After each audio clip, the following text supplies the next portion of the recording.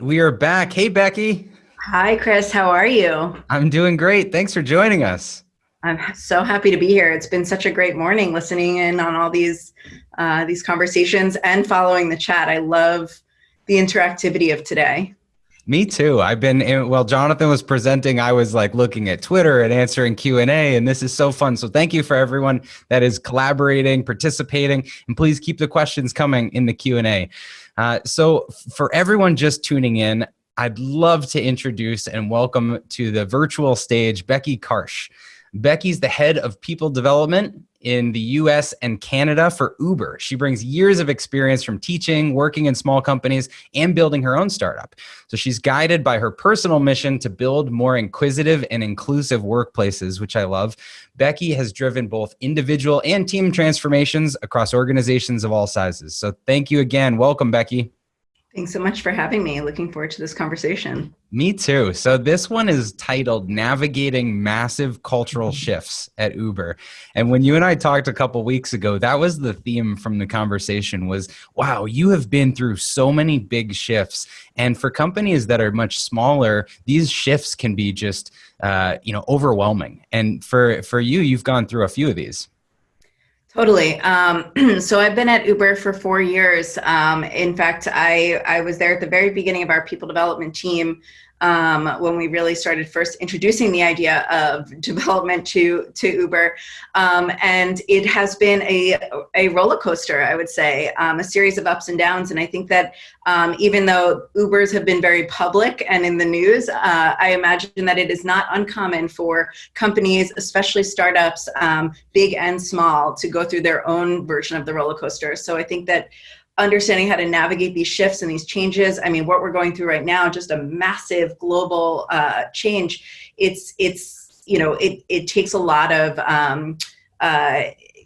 knowledge and information and training. I mean, I think training through empathy is a perfect title for that, because it's really understanding how to manage through these changes. So we're going to dig into it. And I thought the best way to frame the discussion would be if we focused on past, present, and future. Because in the past, anybody that's ever watched the news or heard of Uber in the news is familiar with the leadership changes that have happened. So we could talk about that. Right now, you're in the center of this, remote work movement with Uber Eats and how influential that's been, and then the changes to Uber's Drive regular rideshare service. And then looking ahead, there's been just a lot of talk about how autonomous vehicles and these things might change the workforce. And so if there was a company globally that's dealt with change, I think Uber's the one. So we'll dig in.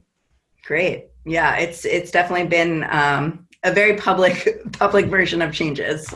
So I'm Okay, happy to share. so as we get started, I'd love for you to share a little bit about your background. I know you have an education background. So how did you get from from what you did in school into this people role? Totally. I think similar to what Amy said, I was a music major, so not quite a poetry major, but I was a music education major, very interested in the arts and teaching, and went and became a music teacher, and then kind of got interested in this idea of how to scale how people learn. So just kind of use that in my career, just joined a bunch of startups, ended up building a startup around college to career training. So really filling that skills gap, which I think actually still exists, even though this was many years ago, around why aren't we preparing our college students for the workforce? And then got really interested in what does it look like to be trained in the workforce, or what are those actual essential skills? So started looking around for roles that would be inside of a company, but also had that startup feel that was interested in experimentation and innovation. So yeah, my background's in education. I've always been fascinated by how people learn. And I think I've worked at every level of person, including elderly education to pre-K education. So it's just really interested in kind of building that growth mindset and that inquisitive nature in people. And so, yeah, that's kind of how I ended up at Uber. I feel like the people departments have really emerged in the last few years, and it's been a shift on the traditional HR kind of mindset, where now people is this really all-encompassing thing that's like you employee experience, and it takes a really holistic view to be able to do well in this. And so the fact that you came from music and Amy came from art and things is no surprise. So walk us through just what's your role like today as the head of people development for Uber? Yeah, so I oversee a region. I oversee the U.S. Canada region of 14,000 people. With my team and I, we basically go in. We do needs analysis, diagnostics around what's going on in different organizations at different levels, and we provide solutions. So sometimes that involves getting in front of the business and doing some training. Sometimes that involves working with a vendor to spin something up. Sometimes that involves a different type of intervention, because it's not always training that's the answer. And I think that's the L&D secret is there's a lot more to it. There's thinking, creating mindsets and actions around driving your own growth and your own development. So yeah, the day-to-day is different every day, but really it's working closely hand in hand with the business to ensure we're providing our people with the best opportunities to learn and grow, and do the best they can in their roles.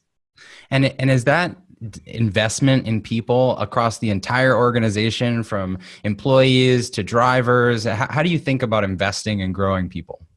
Yeah, so we are business facing. So we are within the Uber business, so not driver facing, but there are tons of really wonderful programs that are created for our drivers, actually by the business. So we do have like a marketing and product team that's really focused on drivers and couriers and providing them the best experience possible.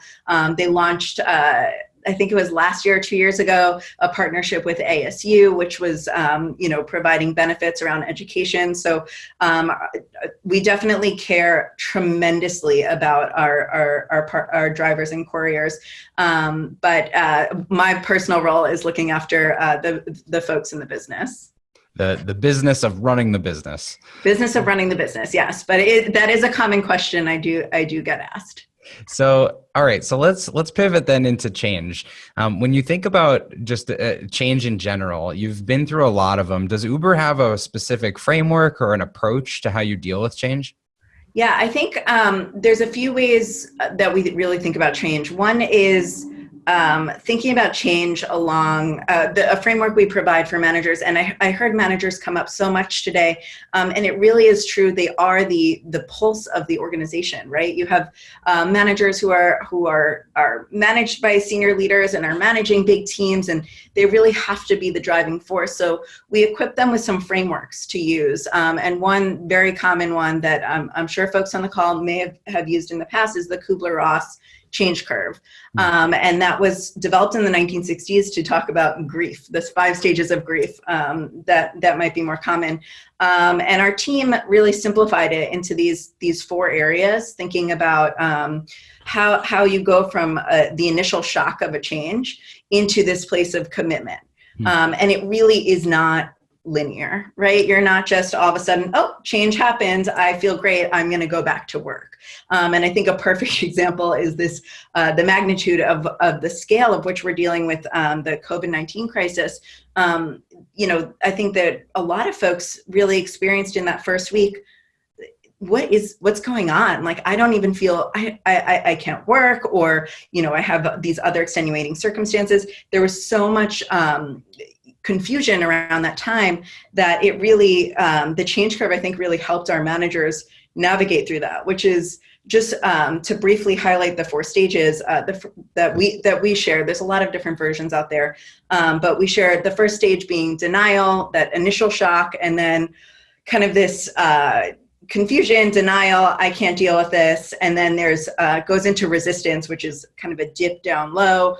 I don't want to deal with this, or in other instances, the way we did it before was better. And then kind of moving up from resistance into acceptance. Okay, this is the way it's going to be. I accept what this looks like. And then all the way up and to the right to commitment. which is really, I'm committed to making this work, and I want to be a part of the solution. So most of the time, folks don't jump from denial to commitment.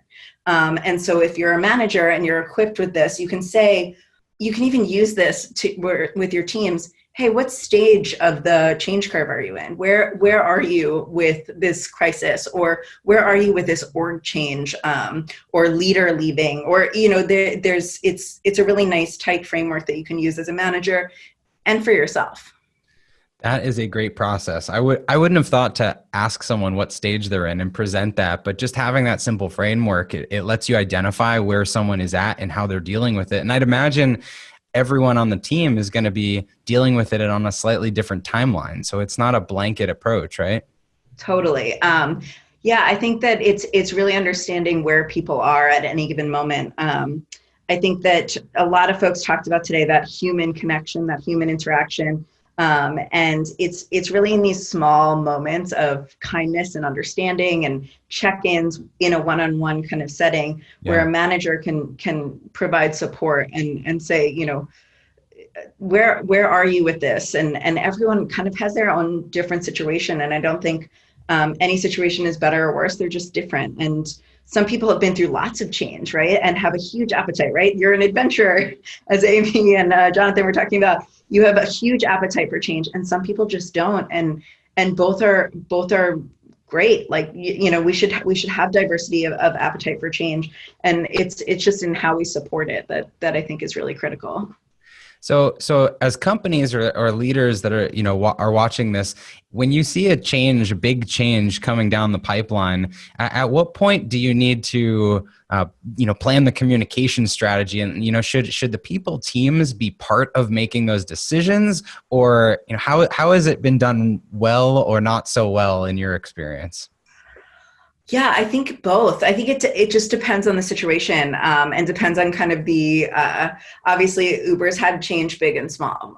So smaller changes, a lot of times the people team is involved in, org changes or pivots to businesses, introductions of new businesses, and the change management of that is so critical. It's really critical to think through what are the different levels we need to talk through. I mean, you can even think of this in a version of your own teams, of the folks that work for you or work around you, is how do you think about communicating a change to somebody, to someone's role, to the whole team, maybe somebody left. So it's really interesting to think about those steps. And then of course there are some changes that are just, they're just things that HR and people are not involved in, right? Big business kind of decisions. Maybe Nikki, our head of HR at the top, is really quite involved in that. But in terms of thinking through the change, sometimes it's out of our control. Sometimes things get shared. And so it's really a reaction to change. But I do think that it's a proactive, collaborative type thing that you're involved and you can plan for the 4 stages, but sometimes it's just thrust upon you. Correct. And so I think it's really being prepared for both. And actually that's kind of where resiliency comes in, and teaching folks and building that resiliency muscle. I think that just like empathy is something that can be taught, resiliency is something that can be taught. And I think that the more change you go through, the higher your appetite for change, the more resilient you become, and the more the strength you have against these types of changes. So we do a lot of training around just building resiliency and an appetite for change, and understanding how to not only just go to your manager or kind of wallow in change, but really how to check in with yourself in terms of how am I dealing with this change. So it's kind of a combination of both. Well, I'm definitely going to come back to that at the end because I want to hear how you train for resiliency. But for right now, I want to go into this past, present, future thing. So if we could go back a couple years, everyone saw Uber in the news with the big leadership CEO change. So when Travis made a change out of the business or whatever, first of all, what was that like from inside of the organization? Did it feel unsettling, or how did you perceive it? Yeah, I mean, I think anybody who's gone through a CEO change, and keep in mind, there's been a lot of a lot of tech companies that have gone through CEO changes, maybe not quite as public, but yeah, it's definitely unsettling, and just going through that as an employee was it was interesting, and I think it was just kind of like, what's, you want to know what's next. You want to know Yeah. what's to come. What does this mean? Oftentimes employees will think, what does this mean for me? And I think that's a big part of change management, is just addressing that. I think that the company did a really good job. Leanne at the time, who was our head of HR, she did a really great job of talking to the company. We happen to really be focusing on building trust within the organization. Actually, Frances Fry, who came in a couple years ago to do some work with us, just released her article about the work that she did. And for those of you, it's in the current issue of HBR. I recommend it. It's about Uber and the trust triangle. And that was something that we were really kind of building on, and the three areas of the trust triangle: empathy, authenticity, and logic. So teaching that, building resiliency through like kind of training on trust and giving our managers better tools. And then change happens, right? Travis, is no longer CEO. What does this mean? And it's really communicating with managers to communicate with employees, build that kind of foundation of trust within organizations. I also think it's a really brilliant time for leaders to step in and offer transparency, authenticity. I've seen a lot of that. I know we're not in the present talk yet, but I've seen a lot of that come from our leaders in the last few weeks. And I think that really builds confidence in managers and employees that we're on a ship that's heading in some sort of direction. So, after the initial shock, I think there was probably some resistance, but I think as a company, we've really moved quickly towards that commitment place. Of course, Dara coming in was a big change as well. Yeah, I imagine it was hard. Did you hear any common themes bubbling up as your teams? I mean, 14,000 people. Were there a lot of concerns, or what was the mechanism for collecting employee feedback to be able to address it? Yeah, we actually, there was a lot of listening sessions. We did a lot of listening sessions with employees. Really, that face time is super important, right? We do pulse surveys and the usual culture checks and things like that, but that's really not a good check-in during a time like that. And so we as the people team really went out into the business to listen, to hear what concerns were. I mean, there were, when things kind of came out in 2017, there were tons of listening sessions. Yeah. Because some people felt like that was their experience and some people didn't. And it was really reconciling this understanding of who we were, what we were doing as a culture, where we were going. And those listening sessions led to a lot of really important work around developing new cultural values and setting new direction, and investing in our people, investing in our managers. Yeah, it was really about connecting directly with the business. There's really no replacement for that human connection. And I mean, were you able to do it on kind of a mass scale where you did town halls, or were they really just a lot of individualized meetings to be able to sort through those emotions? It was a little bit of both. I think that different org leaders did different interventions. So, for example, our CTO had a meeting with the tech org, and kind of led with authenticity and vulnerability. And it was a really beautiful moment for him to bring together his org and just come out and share, his feelings around everything. And everyone was upset. We didn't, especially, I validate the experience of others, but I personally didn't feel that experience.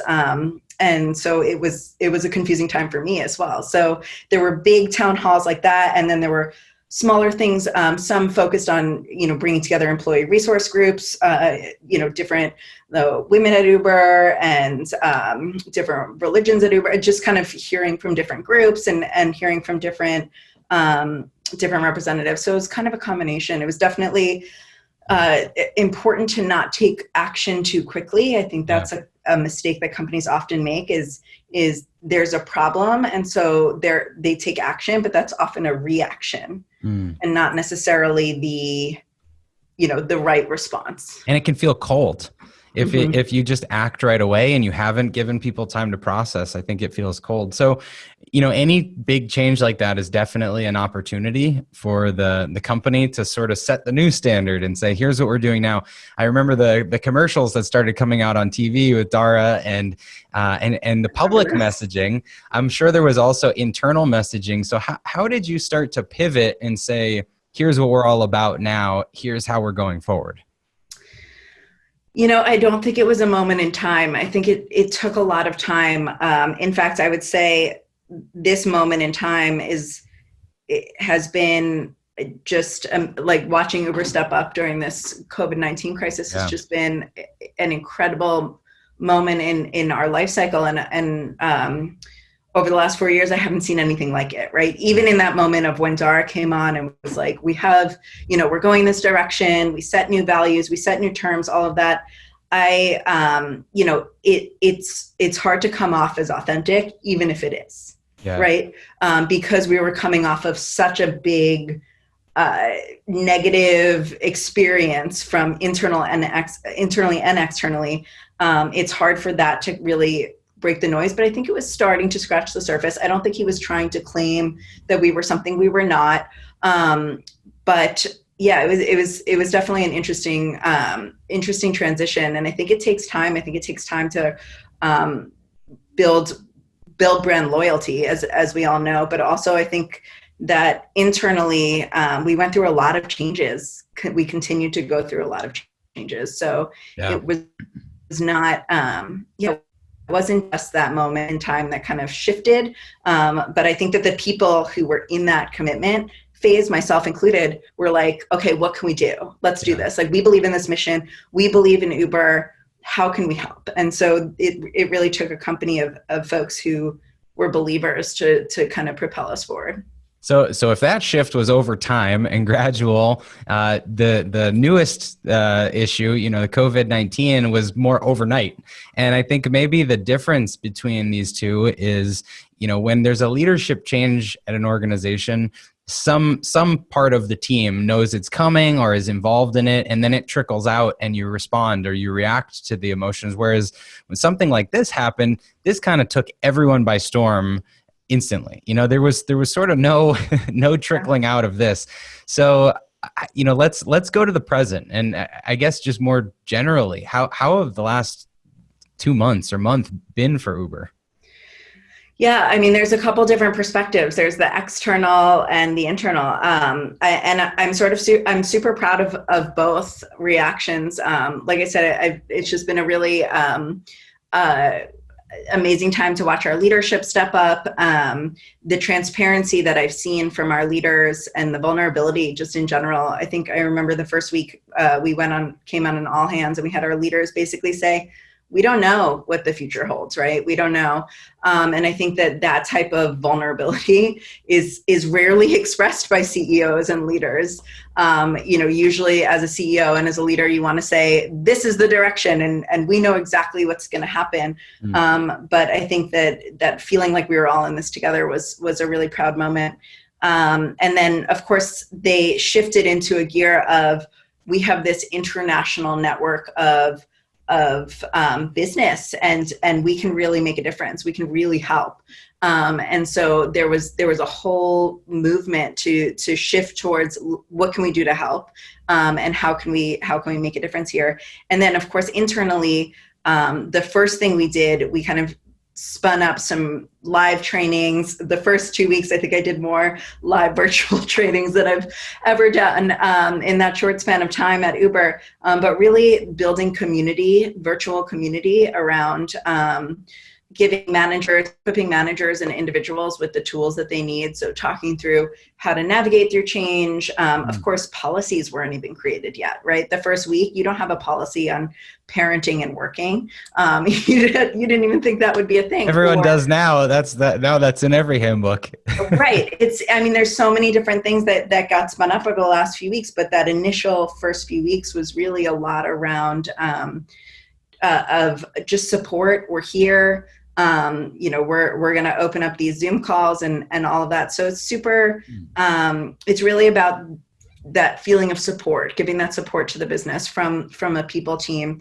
And then, we really wanted from leadership and from HR to come across as it's okay to be empathetic with yourself as well, right? You don't want to just say, you don't want to just carry a load from your employees. You really want to be empathetic with how you're feeling and understanding how you're feeling and saying it's okay to be confused or stressed or working through other things right now. And that type of openness, I think, really set the tone for how we were going to work with employees through this. Well, what you said earlier about leadership saying, look, we don't know. I mean, that kind of vulnerability and transparency, I feel like it reduces the pressure that you might put on yourself to feel like you have all the answers. And so I think that's such a great suggestion. It's okay to say you don't know. You're not sure how this is going to play out. None of us are. So really great point there. I was just going to ask about community building, and Jordan in the chat said the same thing. Do you have any best practices or things that you've done to help foster these virtual communities? Totally. We've built online learning communities. We have our ERGs putting out tons of different community building opportunities. Tomorrow's Bring Your Kid to Work Day. They're building a whole virtual Bring Your Kid to Work Day. We use Slack to build kind of that asynchronous community. And then a lot of times it's just setting up time to chat. So virtual communities larger, it's like, hey, let's get some managers together. We have a bi-weekly manager training that we really use as just community building. So we break people out into Zoom rooms and they can learn and chat with other managers and providing resources of how to connect, when to connect, and really empowering different groups to connect with each other. Yeah. With that said, we've also gotten a ton of requests for different development opportunities from the business. So my team has had to shift very quickly from what have we done live and how can we make it virtual, and building like that virtual training experience so people can have that asynchronous or synchronous learning experience. Well, from what I've heard from other employees at Uber, you've already done a great job building communities, and you've got Nubers and Zubers and all these different groups, and you mentioned like the different religions, and so is this something you've put a lot of work into in advance that now is just thriving in this virtual setting? Totally. So our D&I team is incredible. They were built up a few years ago, and our D&I leader, Bo, is amazing, but they really invested a ton in employee resource groups, and they are super critical to the culture at Uber. They are really the backbone of our culture and do tons of work and have tons of support and leadership support, executive leadership support. And I think that really has helped us rebuild our culture. So there's that piece. And then the Nuber thing is super interesting because the person who runs onboarding sits on my team, and she immediately had to spin up into action of what does virtual onboarding look like, and work with the IT team and the people teams, and just to create a really connected experience virtually. And so she spun up Slack groups and is doing a big virtual onboarding day tomorrow with leaders. And it's really been, it's been a great time for innovation and creativity. Well, that's amazing to hear. I know, we had 8 people start on Monday remotely that we've never met. And, companies that are hiring more have this new pressure to make the employee experience remotely just as good as the one that would happen in your office. So hopefully we can lead the way and provide some good examples to companies that haven't hired anyone yet. The last question on the present issue is, you've shifted from what was always a rideshare service to now this big focus on delivery. And as you've made that business pivot, how quickly have you had to train your existing people or retool your existing people on the way to get things done? How do you keep from it being a fire hose? It's never not a fire hose at Uber. I think one of the things I love about working at Uber is it constantly feels like a startup but it's a big company. There's always new things to learn, tons of growth, and our team really does a lot around how to navigate and drive your own growth, because it is not scalable for me to sit in front of a room and teach people how to learn, or how to do something, right? And so if you teach somebody to fish, right, you teach them how to learn and how to access those resources. So a lot of it is just kind of being thrown in and drinking from the fire hose and learning from others. Luckily, our tools and systems internally are kind of build upon each other. So I imagine folks who are kind of shifting gears during this time are, getting spun up pretty quickly. And I think there's a big internal feeling of let's do this, which is so motivating for employees in general, is just kind of building that culture of banding together to build something bigger than yourself. Yeah. And then, I think the other piece is just ensuring that we're continuing to be an arm for support, to provide different types of resources, to ensure that employees can kind of navigate that for themselves. Yeah, so outside of this environment with COVID-19, I remember for years working with companies that would talk about change management and resistance to change internally. And if you don't have buy-in, if you don't have the culture that supports change, where everyone's like, let's do this, like you just said, then it's hard to do. So it's probably that's probably where you start, right? Is building the momentum around this is an environment where we can make changes, because otherwise it would be hard to pivot as quickly as you have. Totally. And, I don't want to claim that we have no fear of change, because I think that's a natural part of any organization. But we really do try and encourage kind of experimentation and removing that fear of failure. And that really has to come from kind of the culture and come from the top. And so right. I think, we talk about internally that we take big, bold bets, and that's part of it, is let's try some stuff. And that's kind of what our company was built upon. Yeah, I love that. Okay, so let's go to part 3 of this, the future. So the other thing that pops up in the news all the time is what Uber's doing with drones and what Uber's doing with autonomous vehicles. And, there's a lot of pizzazz, and the technology that you guys have is at the forefront, I guess. So when it comes to empathy and how some of that tech could disrupt your existing team or the drivers that you support, how does that play into the equation? So this is a question that Travis used to get a lot. I don't think it's a lack of empathy or thinking about what the future holds for our current drivers or couriers. Because one, I don't think that's going away in the short term. I think even as these new technologies get spun up, I think there will be kind of a simultaneous side-by-side approach. But two, I do think that there is a little bit of what does the future hold, right? What the future of work, what do future careers hold? And the best thing that Uber can do, and that we do try and do for our drivers and couriers, is continue to upskill, right?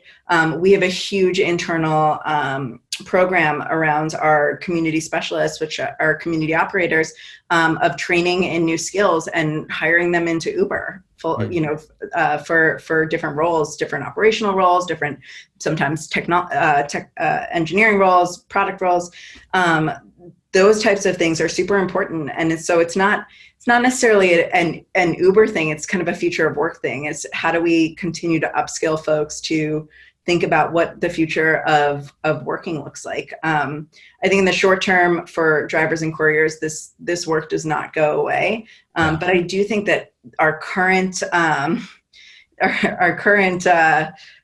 state with COVID-19, I think that a lot of stuff is going to change in the near term, right? Around work and what that looks like. And so I think it's important to just continue to upskill. One of our newest businesses that was launched, Uber Works. I'm a huge fan of it because I love to think of on the future of work and what that looks like.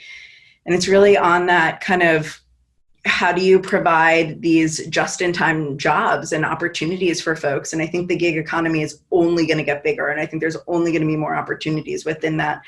So whether it's a driver, a courier, delivery, or something else, there will always be a need to move things, right? That's kind of Uber's whole mission. So yeah, and it's almost like the most empathetic thing that you can do would be to train on skills for where you think the future is headed. You know, if you weren't doing any sort of preparation to be ready for that, then maybe you're lacking in empathy. But the fact that you're thinking about it and creating training programs internally and helping people is, you know, you can't help but see the future with everything you guys are working on. So I think you're doing a great job.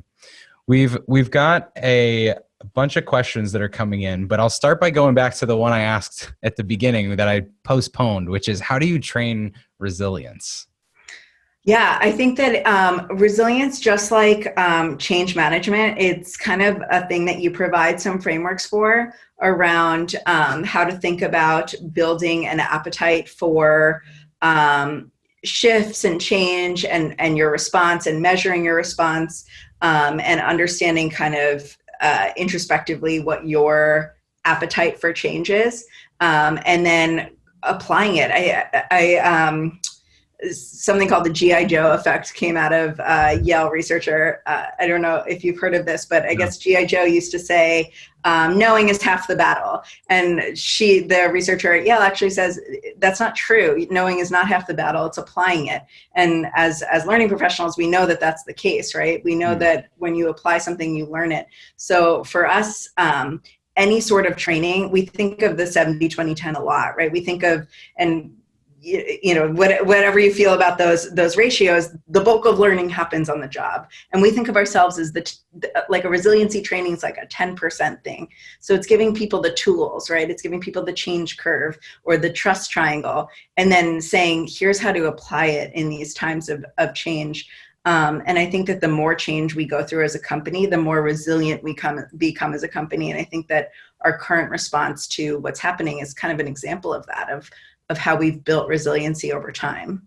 Do you notice a difference between employees that have been with the team for a long time versus ones that are new in terms of how they navigate change? Possibly.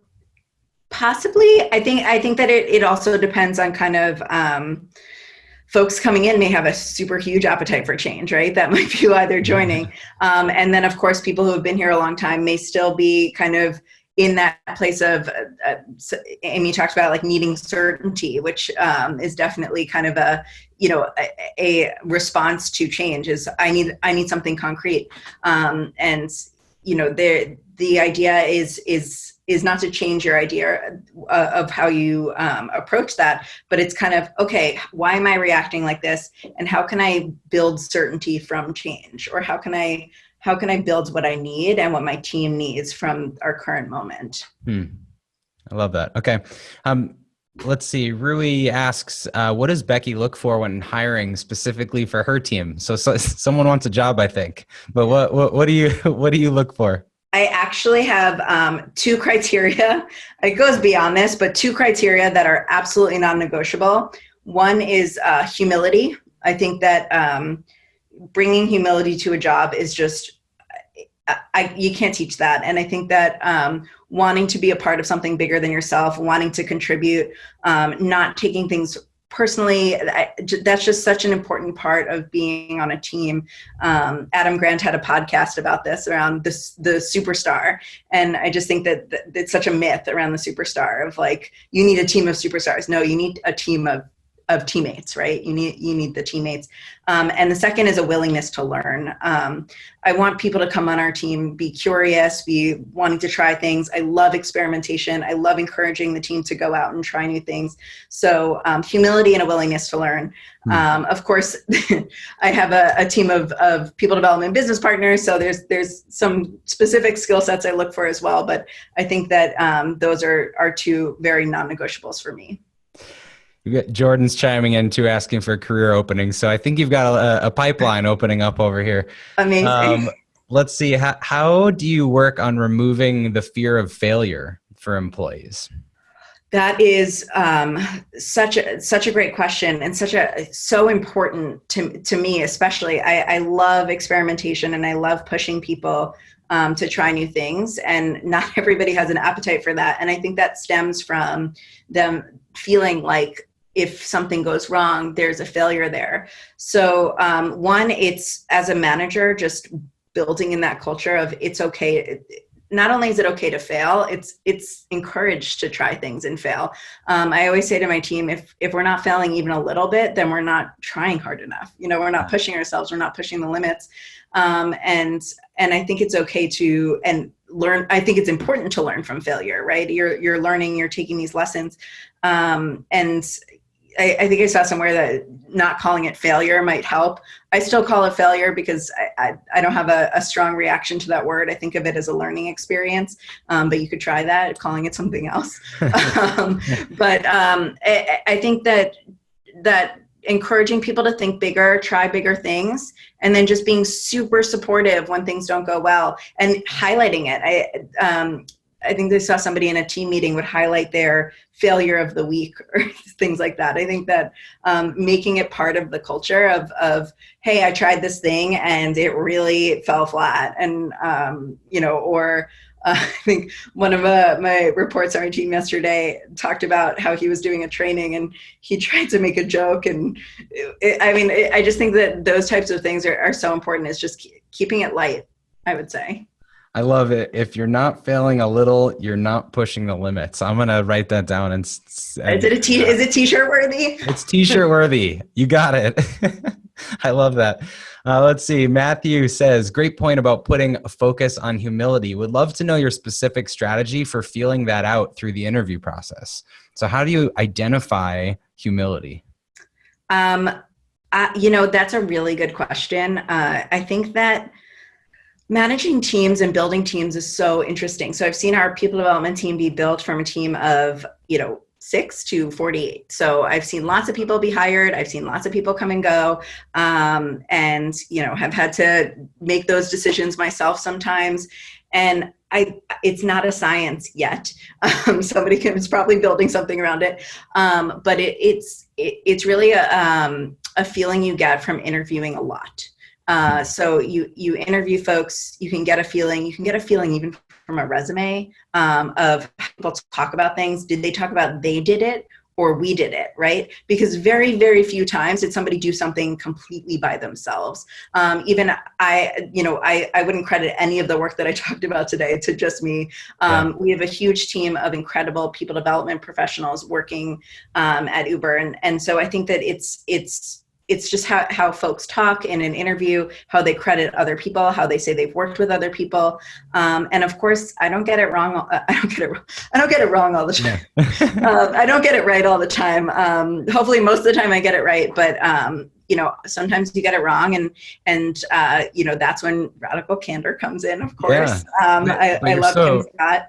You're so right that it comes down to reps because, you can listen for I's versus we's, and you don't know if someone's being humble or if someone just wasn't involved in the projects. And, so you really have to feel that out. James says, this is a good question. How do you manage people that want to try new things but refuse to try the current processes? So they want to innovate and you don't want to squash that enthusiasm, but they aren't willing to try how you've done it. Totally. I think that happens all the time. Or there's the other thing, which is people who only want to build new things and don't want to do the things that they're supposed to do. And I think that's kind of human. Sometimes human nature is like you want to do the new shiny thing, or you don't want to try the thing that existed. And I think that it's a balance, right?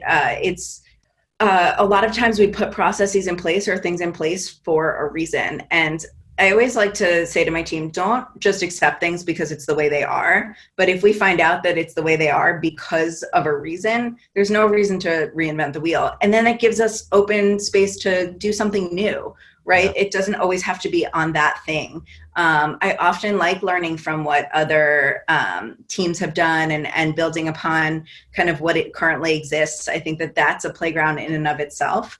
And I don't think that it has to be constantly building from 0 to 1. I think it could be 1 to 2. I think it could be 2 to 3. And I think that the person who's remaking processes or rebuilding processes for the sake of rebuilding processes, to me, that's just a huge waste of time.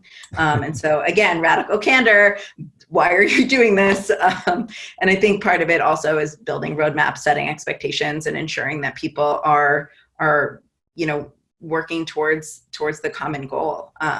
But with that said, I always like to say, like, question why a fork is a fork, like think about things differently. And and if you can encourage that, then maybe great new ideas will be brewed. Yeah, and if to that point, if you provide the context for why things are how they are, then people don't question it as much. Whereas if there's no instructions or context on why, then they want to make up the new way. Totally. Yeah. And sometimes things get built, especially in startup land, where it's like, I don't remember why we built that. So Go research that. And if you can't find a good answer and you have a better solution, let's try it. Perfect. Well, Becky, thank you so much for joining us, past, present, and future. Thank you for leading the way with how to navigate change. I think this is going to be really valuable right now and beyond. So thank you again for joining us today. Of course. Thanks so much for having me. All right, everyone. Next up, we're going to have Claude Silver, who's the Chief Heart Officer for Gary Vaynerchuk's VaynerMedia. Claude's the world's first ever Chief Heart Officer. So I can't wait for you to meet her. We'll be back in 4 minutes.